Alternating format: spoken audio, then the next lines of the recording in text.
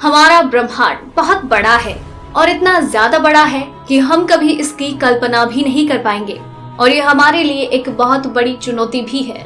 इस इतने बड़े ब्रह्मांड में हमारी पृथ्वी यानी धरती एक छोटे से कण से भी छोटी है।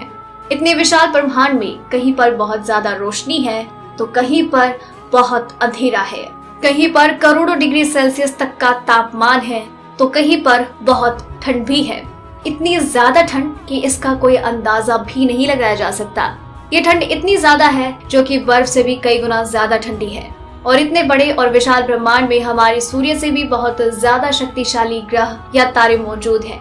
और इस ब्रह्मांड में बर्फ से भी बहुत ठंडे ग्रह भी मौजूद है और ब्रह्मांड में बहुत सी जगह पर जीवन संभव है। कुछ ऐसी जगह है जिनके ऊपर जीवन जीने के बारे में हम सोच भी नहीं सकते, क्योंकि वो जगह इतनी खतरनाक है जिसके ऊपर जाने से कुछ दूरी पहले ही हमारी मौत हो जाएगी और अगर उस जगह के ऊपर हम कभी जा भी नहीं सकते। जब ब्रह्मांड की बात की जाए तब हमें ये जरूर जान लेना चाहिए, ब्रह्मांड दो तरह के होते हैं, एक जो दृश्य ब्रह्मांड है और दूसरा अदृश्य ब्रह्मांड। ये वो ब्रह्मांड है जिसे हम देख सकते हैं और जिसका सर्जन बिग बैंग के प्राथमिक रॉ मटेरियल से हुआ है, जैसे ग्रह, तारे, उल्काएं, गैलेक्सी, निहारिकाएं, काला पदार्थ, प्रकाश, गति, समय, गुरुत्वाकर्षण आदि। अदृश्य ब्रह्मांड उस जगह को कहा जाता है जो कि हमारे ब्रह्मांड के बाहर की जगह होती है और हमें वो कभी दिखाई नहीं देती। उस जगह को अदृश्य ब्रह्मांड कहा जाता है। हमारी तरफ से ब्रह्मांड की सीमाओं के बाहर के अज्ञात अदृश्य ब्रह्मांड में क्या है वो किसी को मालूम नहीं। अदृश्य ब्रह्मांड के इतने बड़े विस्तार को मापने के लिए प्रकाश वर्ष का इस्तेमाल किया जाता है और प्रकाश वर्ष ब्रह्मांड की दूरी को मापने वाली चीज है। जिस तरह हम पृथ्वी की दूरी को किलोमीटर या मील में मापते हैं, उसी तरह ब्रह्मांड की दूरी को मापने के लिए प्रकाश वर्ष का इस्तेमाल किया जाता है और एक साल में जितनी दूरी प्रकाश वर्ष तय करता है उसको एक प्रकाश वर्ष कहा जाता है। एक सेकंड में लगभग 3 लाख किलोमीटर की दूरी काटता है। इस हिसाब से एक साल में 9.5 हजार अरब किलोमीटर की दूरी काट लेता है और इस 9.5 हजार अरब किलोमीटर को एक प्रकाश वर्ष कहा जाता है। बिग बैंग से जन्मे हमारे ब्रह्मांड का विस्तार 93 अरब वर्ष की दूरी में है। अब आप ये बात जरूर सोच रहे होंगे कि जब हमारा दृश्य ब्रह्मांड 13.5 अरब वर्ष पुराना है तो इसका विस्तार इतना ज्यादा क्यों है? इसका विस्तार 99 अरब प्रकाश वर्ष कैसे हो सकता है?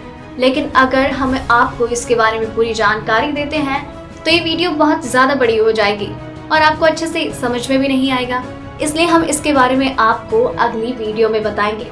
लेकिन हमारा दृश्य ब्रह्मांड 93 अरब प्रकाश वर्ष के विस्तार में फैला है।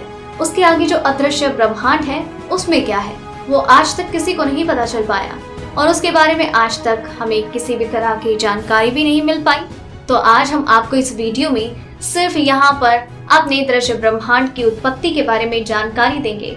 अदृश्य ब्रह्मांड के बारे में बाद में अगली वीडियो में आपको पूरी जानकारी जरूर दी जाएगी। 1927 में जॉर्ज लेमेटर ने बेल्जियम में प्रकाशित एक कागज का खुलासा किया जिसने विस्तारित ब्रह्मांड के मामले में सामान्य रिलेटिविटी के समीकरणों का एक समाधान प्रदान किया। उसके ज्ञान के बिना पहले ही 1922 में रूसी अलेक्जेंडर फ्रीडमैन ने अपने ज्ञान बिना यौगिक के किया था।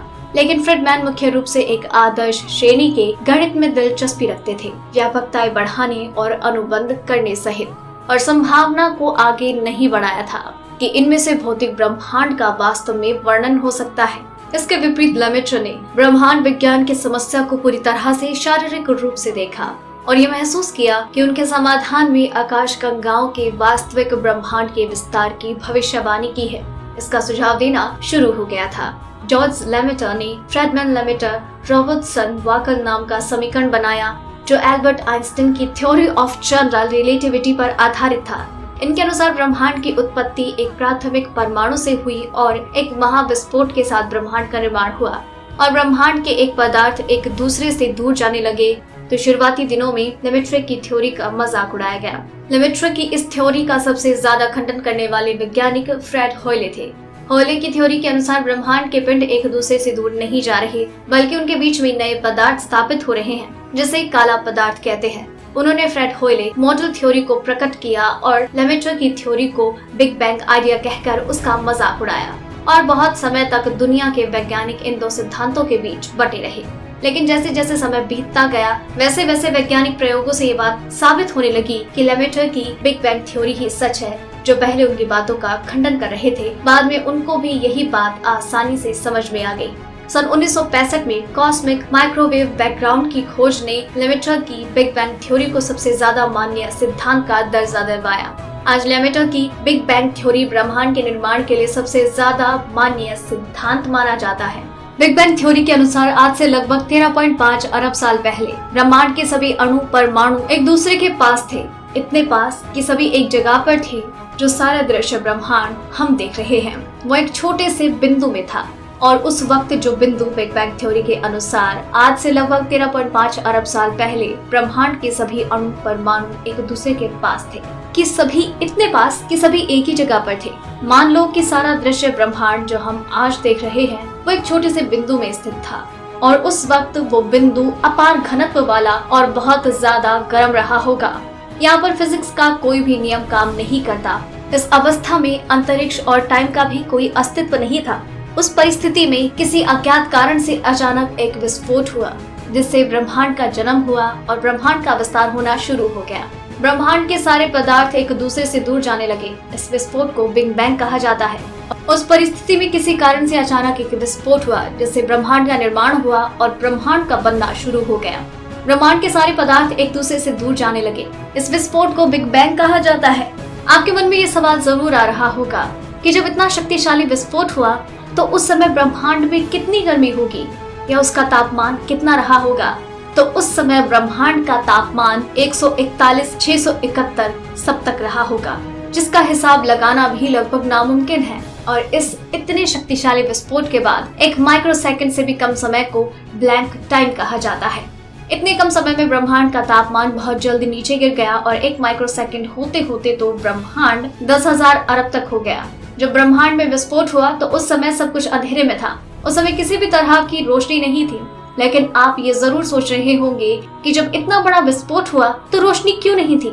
क्योंकि ब्रह्मांड प्लाज्मा अवस्था में था और ब्रह्मांड कोई अणु नहीं था, इसलिए इसकी रोशनी नहीं थी। और इसी तरह से ये अंधेरा ब्रह्मांड में 3.80 लाख सालों तक चलता रहा। और इस अंधेरे में ही ब्रह्मांड में प्रोटॉन और न्यूट्रॉन बनने लगे, और प्रोटॉन और न्यूट्रॉन को मिलाने से ब्रह्मांड में सबसे पहला अणु उत्पन्न हुआ जो हाइड्रोजन था। और हाइड्रोजन का ब्रह्मांड के निर्माण में बहुत ज्यादा महत्व है, क्योंकि गुरुत्वाकर्षण के कारण हाइड्रोजन के मिलने से हीलियम के अणु बनना शुरू हुए और फिर ब्रह्मांड को अपना सबसे पहला तारा यानी सूरज मिला। और इसी तरह धीरे धीरे ब्रह्मांड में और भी तारे बनने लगे, और इस तरीके से ब्रह्मांड में पहली बार रोशनी हुई और इस तरह से अंधेरा खत्म हो गया। और बिग बैंग के लगभग 4 लाख साल बाद ब्रह्मांड में रोशनी पैदा हुई। और इस तरह से धीरे धीरे बाद में बिग बैंग से निकले कॉस्मिक मैटर से ब्रह्मांड और दूसरे धूमकेतु, उल्का, ग्रह और आकाशीय पिंड बनने शुरू हो गए। लगभग 8 अरब सालों तक ब्रह्मांड में इन अणु का बनना और खत्म होना चलता रहा। और इस तरह से एक ही घटना में लगभग आज 4.5 अरब वर्ष पहले हमारे सूर्य और सौरमंडल का निर्माण हुआ, जिसमें हमारी पृथ्वी भी शामिल थी। सूर्य के साथ ही 4.5 अरब साल पहले धरती भी बन चुकी थी। और जब पहली बार धरती बनी तो आज के समय जैसे बिल्कुल नहीं थी।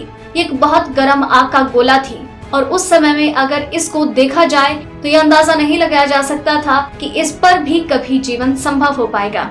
और वो अपनी ही दूरी पर बहुत तेजी से घूमती थी, और उस समय में दिन सिर्फ 8 घंटे का हुआ करता था।